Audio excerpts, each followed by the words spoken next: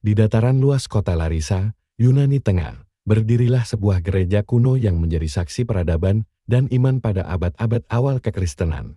Gereja Saint Achilles dibangun pada abad ke-6. Gereja ini termasuk struktur basilika Yunani tertua yang masih dapat ditelusuri hingga kini. Gereja ini didirikan untuk menghormati Santo Achilles, seorang uskup besar dari Larissa yang dikenal karena keberaniannya mempertahankan ajaran iman pada masa konflik teologi di Kekaisaran Bizantium. Ketika ia wafat pada tahun 330 meter, jasadnya menjadi simbol penghormatan bagi umat Kristen, dan berabad-abad kemudian, jasadnya dipindahkan ke lokasi pembangunan basilika besar ini. Salah satu keunikan gereja ini terletak pada material fondasinya. Para arkeolog menemukan bahwa fondasi dan beberapa struktur dindingnya dibangun menggunakan balok batu Romawi kuno yang diambil dari bangunan besar era Romawi yang sudah runtuh. Teknik ini biasa digunakan dalam masa transisi Romawi ke Bizantium ketika bahan bangunan lama dimanfaatkan kembali sebagai simbol kesinambungan peradaban.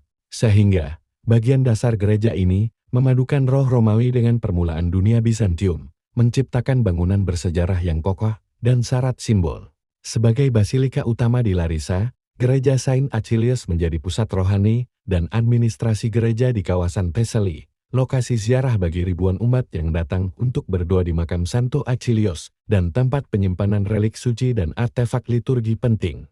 Pada masa kejayaannya, gereja ini memiliki 3 lorong basilika yang luas, lantai mosaik bergambar simbol Kristen awal, tiang-tiang marmer besar, dan ruang bawah tanah tempat penyimpanan relik. Pada abad ke-10 hingga ke-12, gereja ini mengalami kerusakan akibat peperangan, gempa, dan perpindahan kekuasaan di kawasan tersebut. Lama kemudian bangunan ini terkubur tanah dan terlupakan.